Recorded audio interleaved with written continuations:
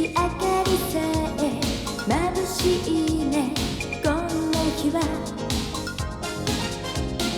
ああ気持ちの先がときめきの境界線からちょっとはみ出しそう。そばにいると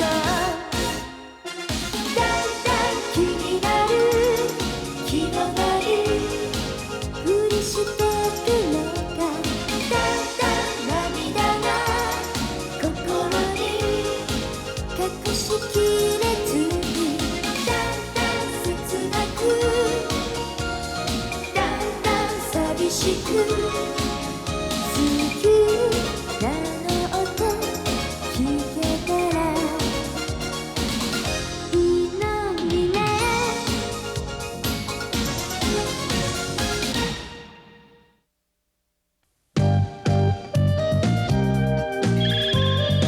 牛肉の力。秋深し、スポーツに読書に食欲に、そして仕事に身の入るこの季節。でも山岡さんたら最近また資料室に入り浸りになっちゃって一日中雲とにらめっこ。ああ究極のメニューは一体どうなっちゃうんですかね。わかりました。わか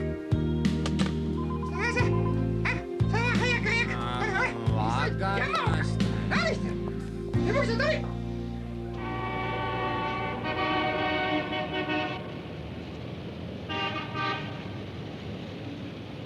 私の大学の後輩の青山君だ。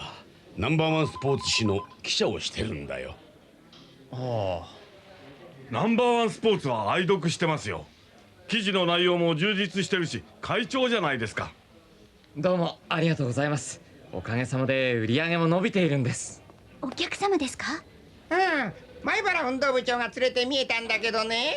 実は青山を連れてきたのは山岡君に力を貸してもらえないかと思ってのことなんだ。俺が？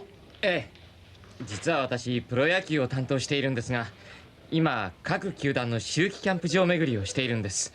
でもただキャンプを見て回るだけじゃ面白くないんで、選手たちの食べ物に焦点を絞ることにしたんです。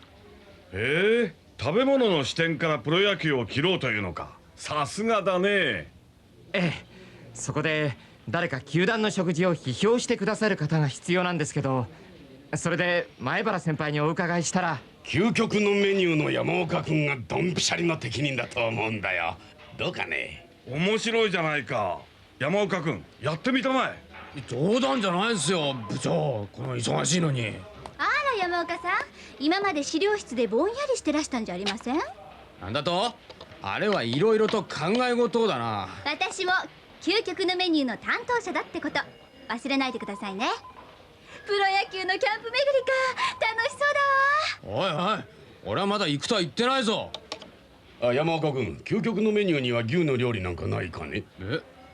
今回行くキャンプは高知と宮崎なんですよ。高知の赤牛に宮崎牛か。私一度食べたかったんですよね。究極のメニューの取材にもなると思いますけど、いかがです？行く。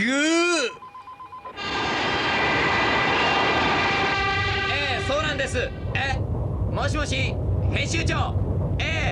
はい聞こえました。それで取材は大丈夫なんだな。山岡君と栗田君、分かった。やっと編集長に連絡取れました。宮崎でお会いしましょうとのことです。鈴木さん、鈴木編集長。こっちこっち。いやどうもどうも。今お部屋に伺おうかと思ってたんですよ。それはちょうどよかった。君には紹介がまだだったな。東京で美食クラブを経営していらっしゃる貝原雄山先生だ。こちらが私ナンバーワンスポーツの鈴木と申します。貝原です。まあ座りなさいよ。貝原先生には美食クラブでだいぶご馳走になってるからね。明日のステーキハウスの開店祝いにご招待したんだ。私も宮崎牛というのを一度食べてみたかったんですよ。ああ、それは。ああ、そうだオーナー。明日メジャーズの取材にうちの若いのがお邪魔します。何、うちのチームの取材？結構大いに結構ですな。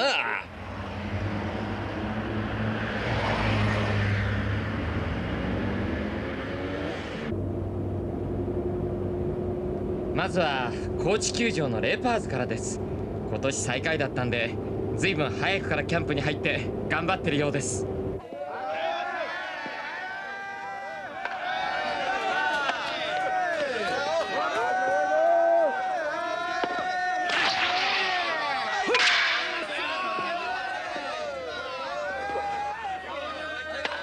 ここにいる選手たちはほとんど2軍選手です。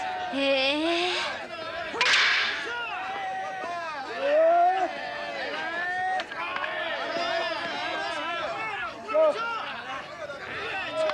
ずいぶん気合が入ってますね。2軍の選手も大変だよ。これだけ大勢の競争相手がいたんじゃ1軍に上がるのも容易なことじゃない。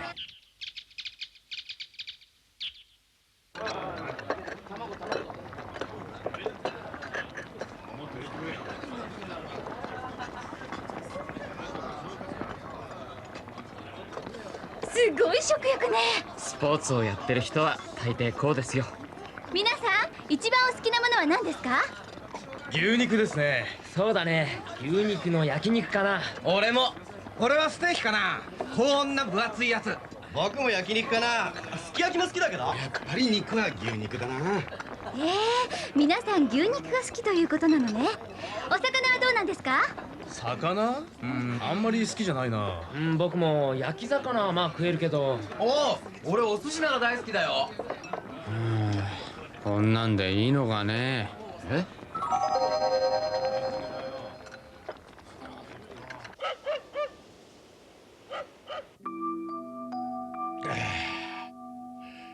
そうですね。うちの旅館は今年で21年間キャンプの面倒を見させてもらってますが、昔の選手に比べると米の飯を食べなくなりましたな。おかずの数もはるかに増えました。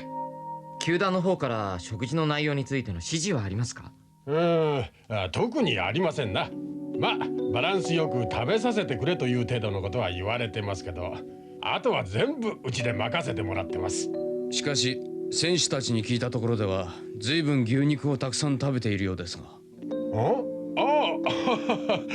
いやこの辺が土佐の赤牛の産地だということもありますが、何よりも選手の人たちが喜んで食べてくれるんでね、やっぱりメニューとしては牛肉ものが多くなっちゃいますよね。野菜なんかを必ずつけてビタミンなどは補ってますから、その点は大丈夫ですよ。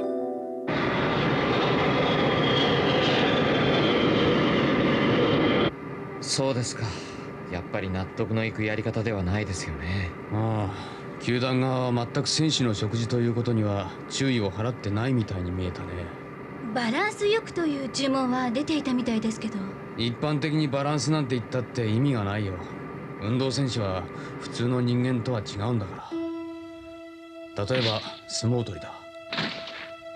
彼らの食事は太るための食事だ。一般の人々から見ればバランスの悪い食事と言えるだろう。でも相撲という競技にはぴったりなんだ。それと同じで野球にもその特性に合った食事があるはずだよ。どうもそこまでは考えていないようですね。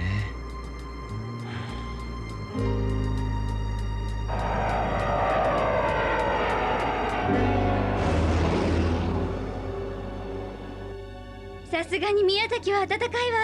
それに緑がいっぱい、空気が美味しいですね。プロ野球開幕あたりの気候を設定すると南九州はうってつけなんでしょうね。プロ野球12球団のうち6球団がこの辺りにキャンプを張っています。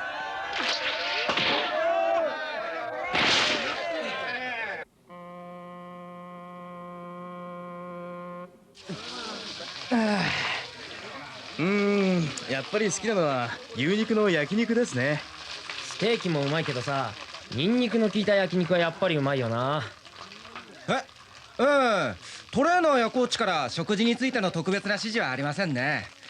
清涼飲料水や菓子類も制限されていませんよ。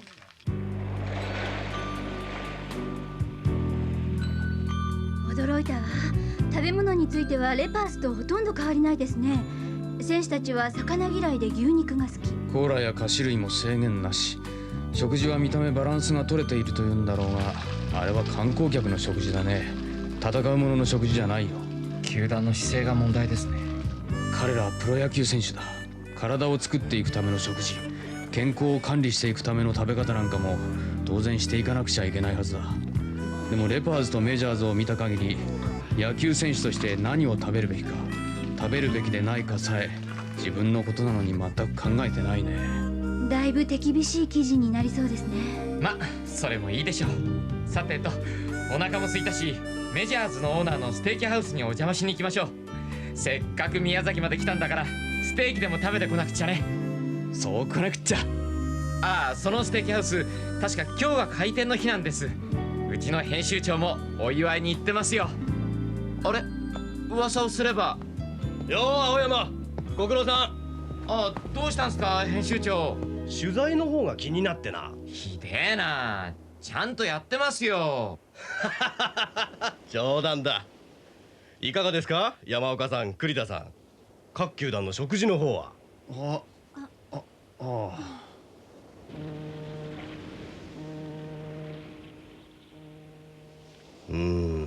なるほど。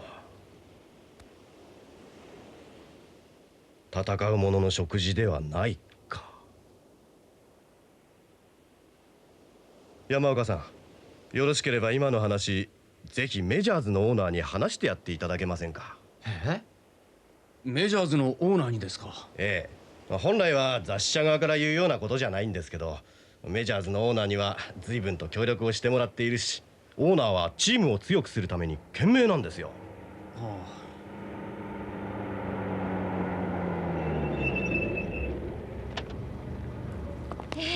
さすがに立派なお店ね。さあどうぞ。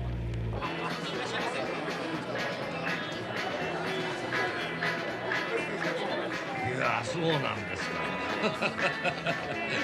オーナー、お待たせしました。おお、遅かったじゃないですか。いや、オーナーに役に立つ話をしてくれる方をお連れしましたよ。おお、どなたかな。前にお話ししたでしょう。メジャーズの食事を取材してもらうって。とっても有能なスタッフを借りてきたんですよ。東西新聞の山岡です。栗田です。何？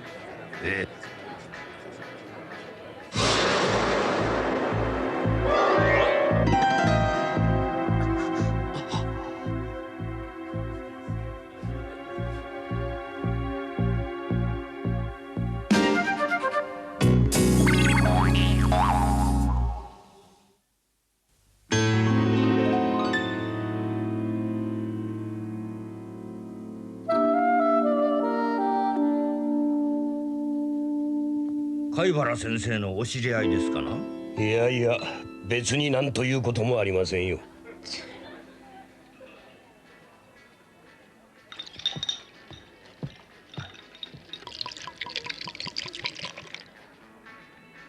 お話を伺う前にステーキはいかがです。宮崎牛の本場ものですよ。いただきます。サーロインをレアで、ソースはいりません。塩と胡椒だけで。では私も。サーロインをレアだそうだ。はい、かしこまりまし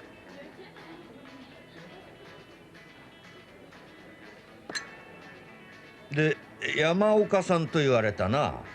選手たちの食事について何か。今日取材をさせていただいたのは2軍選手の食事だったのですが、あんなものを食べていては何年経っても日本の野球は大リーグにかないませんね。これは手厳しい。一体どういうことなんです？食事に目的意識がないんです。目的意識。2軍には高校出たてのまだ成長期にある18歳の少年もいれば、ほぼ成長しきった25歳の青年もいました。18歳の少年は体を成長させるのに十分なタンパク質が必要です。しかしそれと同じ量は体の出来上がった25歳の青年には多すぎます。多すぎるタンパク質は分解されて糖と脂肪になります。糖はエネルギーに変わるが、脂肪は体に蓄積される。結果的にそれは脂肪太りになる。へえ、タンパク質の食いすぎは脂肪太りになるのか。しかもタンパク質は分解するときにアンモニアや尿素が出る。尿の量が増えて大事なミネラルも一緒に排泄されてしまうんです。なるほど。肉をたくさん食べればスタミナがつくとばかり思っていたが。とんでもない。大間違いです。だから個人個人の体の状態に合わせたメニューを作らなければならないんです。それなのに旅館任せでただ漫然と食べさせている球団側の無知と怠慢は嘆かわしいですね。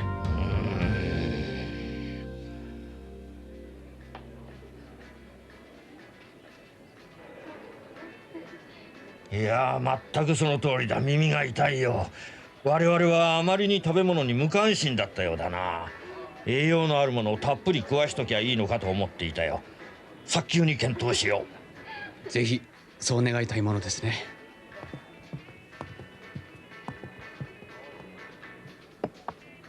うお、待ってましたって感じ。牛は何と言ってもこの宮崎が日本一ですよ。たっぷりとご賞味ください。貝原先生の美食クラブにも開店祝いに何キロか送らせていただきますよ。おお、それはすごい。料理人たちも喜ぶでしょう。じゃあ早速いただきましょうかな。あ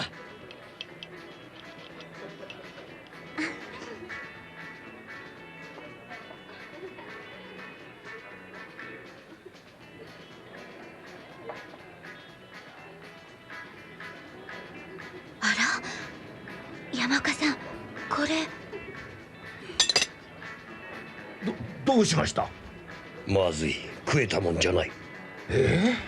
そういえば味気ないですね。味も香りもしないな。それに肉が変に白っぽい。いや、これはとんだことで。はい、なんだこの肉は。全部取り替えろ。はい。この味は子牛の味に近いね。要するに若すぎたのさ。どういうことですか？普通肉牛の飼育業者は6、7ヶ月の子牛を買ってきて飼育するんだが、最近は肉牛もブロイラー式になってきてね。配合飼料で飼育して18ヶ月で肉にするところが多い。本来なら30ヶ月を超える頃から牛の肉はうまくなるんだけど、そこまで飼っていると肉が増えることによる儲けより飼料代がかさむので早めに肉にするところが多いのさ。まあ促成栽培と同じね。それにこの肉は熟成も足りてないよ。肉にしてから10日から2週間くらいが食べ頃なんだ。新しい方が美味しいんじゃないのか？硬直が溶けてから肉のタンパク質は分解してアミノ酸が増えてきてうまくなるんですよ。だから普通業者は1週間程度肉を寝かせてから出す。旨味の足りないもう一つの原因は飼料だろうな。配合飼料だと便利で経済的だが、やはりいろいろな穀物や稲わらなどを自家配合した飼料で飼育した方が味がいいのさ。なるほど、そうだったんですか。それで終わりか？何？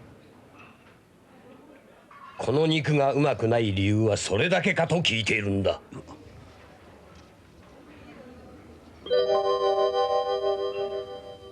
他に考えられる理由は。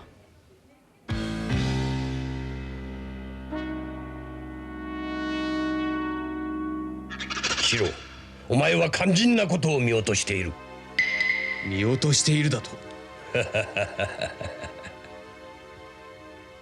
俺が何を見落としていると言うんだ？明日牛を見に行く。ついてくれば全てわかる。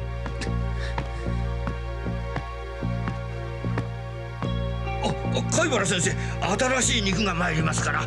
もう結構。どうせ同じ仕入れ先でしょう。うまいはずがない。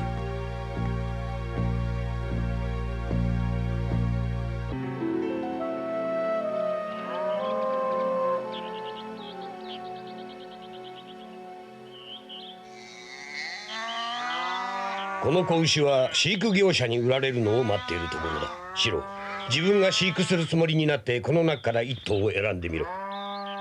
お前がどれだけ牛のことを知ってるか試してやる。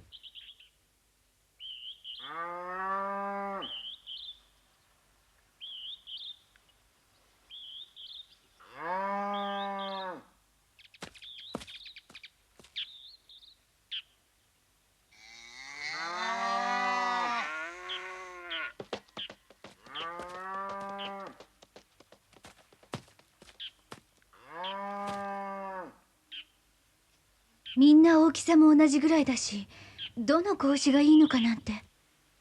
子牛の段階でどれだけうまくなりそうか当てるなんて難しいね。どうしたシロ、どの牛がいいかまだ選べんのか。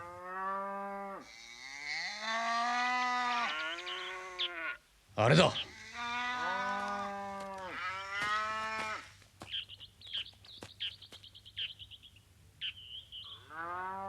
この牛を選んだ理由を聞かせてもらおうか。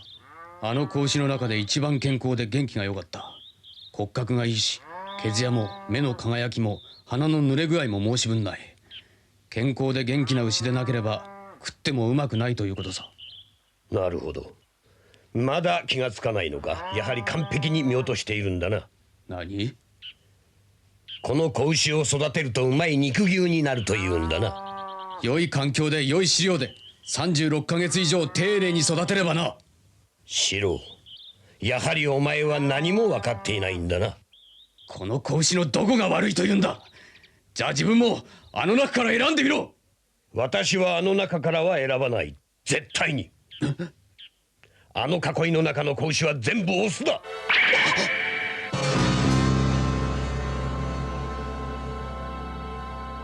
牛の肉でうまいのは子供を産んだことのない雌牛の肉だ。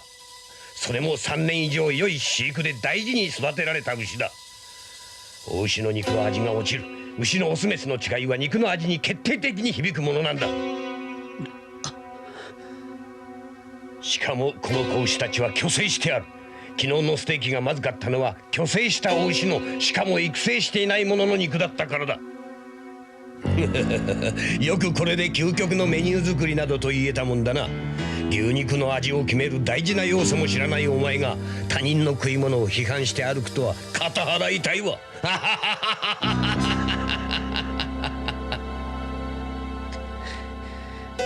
さあ昼飯を食いに行きますか。今日はうまいステーキを食わせてもらわんとな。山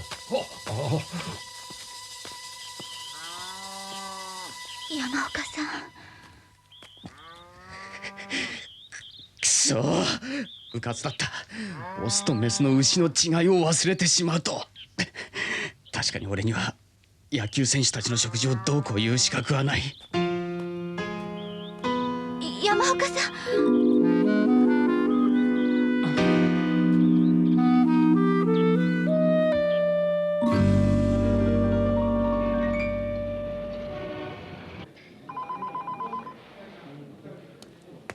こんにちは。あら、青山さん、お久しぶりです。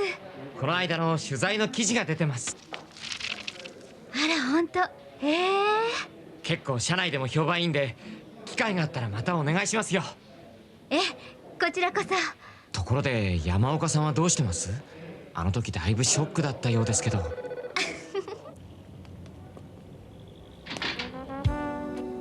れ、こりゃずーっとああなんです。参ったな。心配して損したでしょ。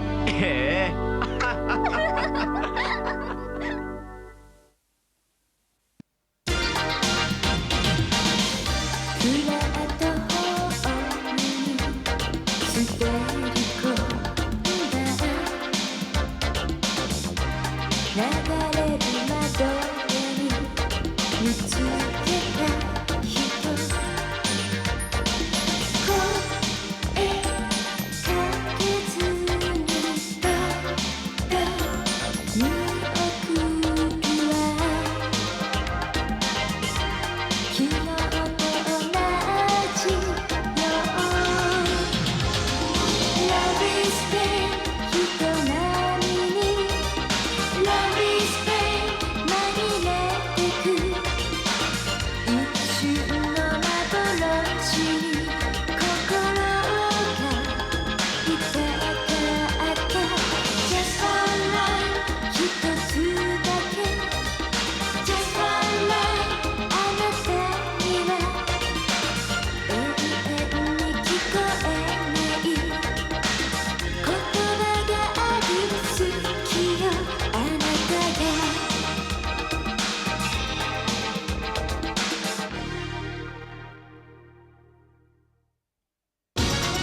たちパリ支局から戻ってきた富山外信部長から箸嫌いの娘に箸の使い方を教えてほしいと頼まれました。